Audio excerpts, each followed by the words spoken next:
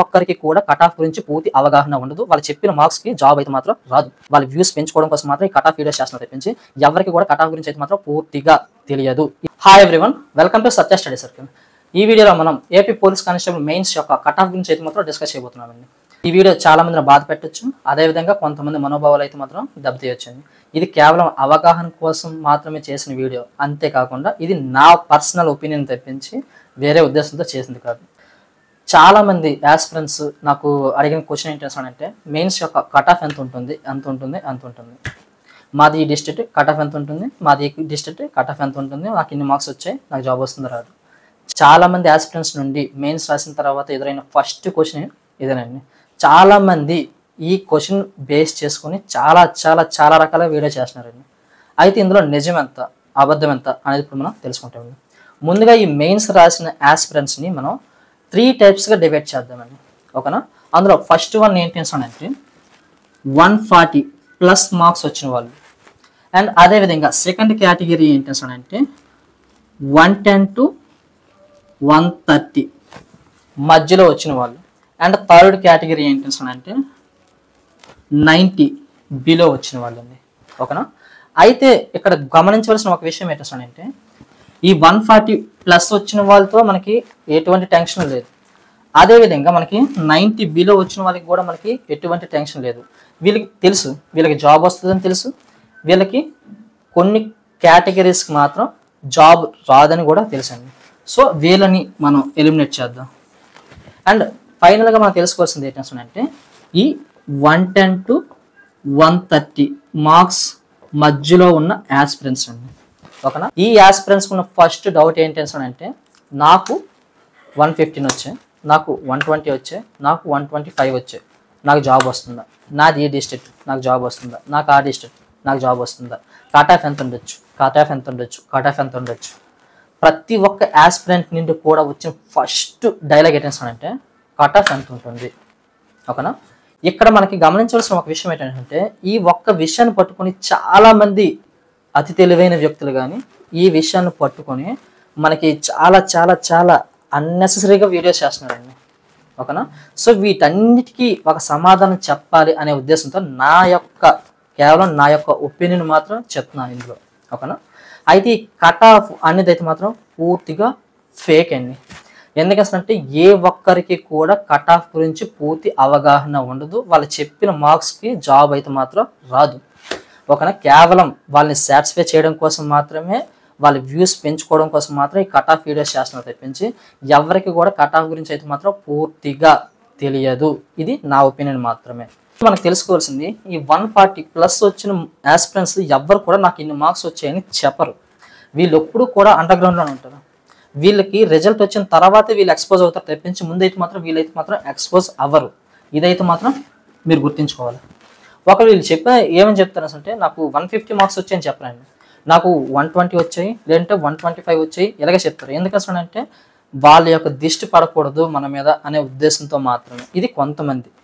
And అదేవిధంగా second తీసుకుందాం, ఈ 90 బిలో వచ్చిన వాళ్ళకి కొంతమంది జాబ్ రాదు అని తెలుసు వాళ్ళ కేటగిరీ బట్టి, కానీ వీళ్ళకి మాకు 80s వచ్చాయి, 85 వచ్చాయని మాత్రం చెప్తారు. వీళ్ళు ఏం చెప్తారు అంటే నాకు 120 వచ్చాయి, లేదంటే 115 వచ్చాయని చెప్తారండి. ఎందుకంటే రేపు పొద్దున్న నోటిఫికేషన్లో కట్ ఆఫ్ 125 వచ్చాయి అనుకోండి, నాకు 120 వచ్చాయని చెప్పాను కదా, సో 5 మార్కులు జాబ్ పోయింది అని చిన్న సింపతి క్రియేట్ చేయడం కోసం మాత్రమే వీళ్ళు తప్పుగా చెప్తారు. సో ఇక్కడ మనకి అబ్జర్వ్ చేయాల్సింది ఏంటంటే వీళ్ళు తప్పే చెప్తారు, వీళ్ళు తప్పే చెప్తారు. అండ్ అదేవిధంగా వీళ్ళు అస్సలు ప్రాబ్లం అంతా ఇక్కడ వస్తుందండి.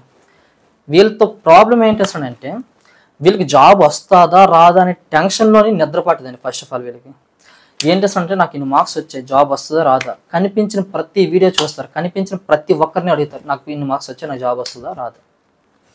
ఇక్కడ తెలుసుకోవాల్సిన ఒక విషయం ఏంటంటే మీరు అడిగిన వారికి కూడా తెలియదు ఇన్ని మార్క్స్ జాబ్ వస్తుంది అని అనేసి. ప్రీవియస్గా ఇన్ని మార్క్స్కి జాబ్ వచ్చింది, సో అది కంపేర్ చేసి ఇక్కడ చెప్తారు మీరు. సో అక్కడ 130 వచ్చాయి కాబట్టి నీకు 130 వచ్చింది కాబట్టి నీకు జాబ్ వచ్చేస్తుంది అనేసి, పేపర్ ఈజీగా ఉంది కాబట్టి కట్ ఆఫ్ పెరుగుతుంది అనేసి ఈ కాన్సెప్ట్తో చెప్తారా మీకు జాబ్ వస్తుంది అనేసి. మీరు ఏ విధంగా చెప్తారు అనేది నాకు క్లారిటీ కావాలి. ఎందుకంటే పూర్తిగా నాకు ఈ విషయం తెలియక నేను అడుగుతున్నాను. వీళ్ళు ఏ విధంగా సమాచారం సేకరిస్తారు? మొత్తం ఇప్పుడు 39,000 మంది రాశారు. ఈ 39,000 మందిలోని 39,000 మందిని అడిగారా మీకు ఎన్ని మార్క్స్ వస్తాయని. ఒకవేళ మీకు తెలిసినంత వరకు మహా అయితే ఒక 200-300 మందిని అడిగి ఉంటారు. లేదు అంటే మనకి యూట్యూబ్లోని లేదంటే వాట్సాప్లోని మనకి లేదా టెలిగ్రామ్లో పోల్స్ పెడతారు. మహా అయితే ఒక 5,000 మంది పార్టిసిపేట్ చేస్తారు. ఈ 5,000 మంది కూడా ఎగ్జామ్ రాసిన వాళ్ళే, అది కూడా కరెక్ట్గా నాకు ఇన్ని మార్క్స్ వచ్చాయి అన్న వాళ్ళు కరెక్ట్గా పెడతారా? ఏం లేదు, చాలామంది సరదాగా టిక్ పెడతారు. వీళ్ళు ఇదే నిజం అనుకొని సో ఇన్ని మార్క్స్ వస్తే ఇంతకి జాబ్ వస్తుంది, ఇన్ని మార్క్స్ వస్తే ఇంతకి జాబ్ వస్తుంది, ఇన్ని మార్క్స్ వస్తే ఇంతకి జాబ్ వస్తుంది అని అనేసి డిసైడ్ చేస్తారు. కరెక్ట్గా చెప్పండి ఆస్పిరెంట్స్, మీరు ఎవరినైతే అడుగుతున్నారో వాళ్ళకి 100% తెలుసు ఇన్ని మార్క్స్ జాబ్ వస్తుంది అనేసి. వాళ్ళకే కాదు ఎవ్వరికి తెలియదండి ఇన్ని మార్క్స్కి జాబ్ వస్తుంది అనేసి. ఈ జాబ్ ఏ విధంగా డిసైడ్ చేస్తారు అంటే ఒక డిస్ట్రిక్ట్ బట్టి, ఒక డిస్ట్రిక్ట్లో ఉన్న పోస్టులు బట్టి, అక్కడ ఉన్న కాంపిటీషన్ బట్టి, మీ యొక్క కమ్యూనిటీ బట్టి, అండ్ అదేవిధంగా వీటితో పాటుగా కొన్ని స్పెషల్ కేటగిరీస్ బట్టి, అండ్ వీటితో పాటుగా ఎక్స్ట్రా స్పోర్ట్స్ సర్టిఫికేట్ కానీ ఎన్సీసీ కానీ ఇలాగ ప్రతి ఒక్కటి యాడ్ చేసుకుంటూ నీకు ఫైనల్గా కట్ ఆఫ్ తీస్తారండి. సో ఇది నేను చెప్పొచ్చు ఏంటి, 125 దాటి వస్తే మీకు సివిల్ వస్తుంది, 110 దాటి వస్తే మీకు ఏపీఎస్పీ వస్తుంది చెప్పొచ్చు. ఆస్పిరెంట్స్ ఆ మాటల్ని మైండ్లో పెట్టుకొని ఒకవేళ ఫెయిల్ అయినట్లయితే ఎంతమంది సఫర్ అవుతుంటారు అదొక్క నిమిషం ఆలోచించారు మీరు.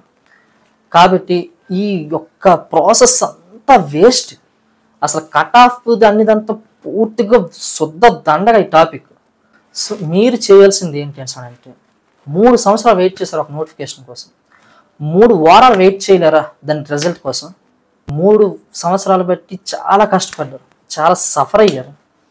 3 వారాలు రెస్ట్ తీసుకోండి, ప్రశాంతంగా ఉండండి. ఓకేనా? మీకు తెలుస్తుంది మీకు జాబ్ వచ్చిందా లేదని అనేసి. మీకు జాబ్ వస్తుందా, నెక్స్ట్ ప్రాసెస్ ఏంటి, సో నెక్స్ట్ మెడికల్ ఏంటి, నెక్స్ట్ మనకి రెడీ చేసుకోవాల్సిన సర్టిఫికేట్స్ ఏంటి, ఈ విధంగా ఈ పనిలో ఉండండి. మీకు జాబ్ రాదా, వీళ్ళు ఏం చేస్తారు, నెక్స్ట్ వేరే జాబ్స్కి అప్లై చేస్తే వాటి కోసం కంటిన్యూ అవ్వండి. అంతే తప్పించి ఇక్కడ మాత్రం ఉండిపోవద్దు. ఎందుకంత పర్టికులర్గా ఎంత హార్ష్గా చెప్పాల్సి వస్తుంది అంటే ఈ బార్డర్లో మార్క్స్ వచ్చిన ప్రతి ఆస్పిరెంట్ కూడా వాళ్ళ టెన్షన్తో కనిపించిన ప్రతి వీడియో చూస్తారు. వాళ్ళు చెప్పిన దానికి వీళ్ళకి వచ్చిన మార్క్స్ కరెక్ట్గా సరిపోతే అమ్మాయి నాకు జాబ్ వస్తుంది అని అనుకుంటారు, హ్యాపీగా ఉంటారు. అండ్ అదేవిధంగా నెక్స్ట్ వీడియో చూస్తే వీళ్ళు చెప్పిన మార్క్స్కి ఇక్కడ వీళ్ళకి వచ్చిన మార్క్స్కి సింక్ అవుతుంది, నాకు జాబ్ రాదని బాధపడతారు. ఇలా మీరు బాధపడుతూ టెన్షన్ పడుతూ సఫర్ అవుతూ మీ యొక్క లైఫ్ని లీడ్ చేస్తే అది మీ ఆరోగ్యానికి ప్రాబ్లం, అదేవిధంగా మీ యొక్క హెల్త్ చాలా చాలా చాలా డిస్టర్బ్ అవుతుంది. కాబట్టి మీకు చెప్పాల్సింది ఒకటి ఏంటి అంటే మీకు జాబ్ వచ్చింది, ఇక్కడ తాగిపోతారా? నెక్స్ట్ మంచి జాబ్ కోసం ట్రై చేస్తారా? ఓకేనా? ఆ పనిలో ఉండండి. లేదు మీకు జాబ్ రాలేదు అనేసి అంటారు, నెక్స్ట్ ఏం చేస్తారు, మీరు ఇప్పటివరకు కూడా ఏ మిస్టేక్స్ చేశారు అది రెక్టిఫై చేస్తూ నెక్స్ట్ నోటిఫికేషన్ కోసం ప్రిపేర్ అవ్వండి. వచ్చినా మీ యొక్క ప్రిపరేషన్ కంటిన్యూ అవుతుంది, మీకు జాబ్ రాకపోయినా మీ ప్రిపరేషన్ కంటిన్యూ అవుతుంది. మీరు ఈ కట్ ఆఫ్ అనే మాయలో పడి మీ యొక్క హెల్త్ అయితే మాత్రం పాడు చేసుకోవద్దండి. నా వరకు ఇది చిన్న రిక్వెస్ట్. అందరికీ కూడా నేను చెప్పాల్సిన ఒక పాయింట్ ఏంటి అంటే మీకు జాబ్ వచ్చినా మీ లైఫ్ ఎక్కడ తాగిపోదు, మీకు జాబ్ రాకపోయినా మీ లైఫ్ ఎక్కడ తాగిపోదు. ఓకేనా? మీరు కానిస్టేబుల్కి అప్లై చేసిన 6 లక్షల మందిలోని 39కి ఫిల్టర్ అయ్యారు అంటే వీళ్ళందరూ కూడా సక్సెస్ అయినట్లే. కానీ కేవలం పోస్టులు తక్కువ ఉండబట్టి అందులోని మనకి మంచి మార్క్స్ వచ్చిన వాళ్ళకి మాత్రమే ఇవ్వాలి కాబట్టి వాళ్ళకి ఇస్తున్నారు. మిగతా వాళ్ళందరూ కూడా తక్కువేం కాదు. మిగతా వాళ్ళందరూ కూడా ఎక్కడ మిస్టేక్స్ చేశారు అనేది ఒకసారి అవగాహన తెచ్చుకొని వాటిని మీరు క్లియర్ చేసుకుని నెక్స్ట్ నోటిఫికేషన్కి కానీ లేదంటే వేరే నోటిఫికేషన్లు అయితే మాత్రం రిలీజ్ అవుతున్నాయి కాబట్టి వాటికి అయితే మాత్రం ప్రిపేర్ అవ్వండి. సో ఈ వీడియో ఎవరైనా బాధ పెట్టి ఉంటే సారీ. ఈ వీడియో నచ్చినట్లయితే లైక్ చేయండి, కామెంట్ చేయండి, మీ ఫ్రెండ్స్ అండ్ ఫ్యామిలీ మెంబర్స్కి షేర్ చేయండి.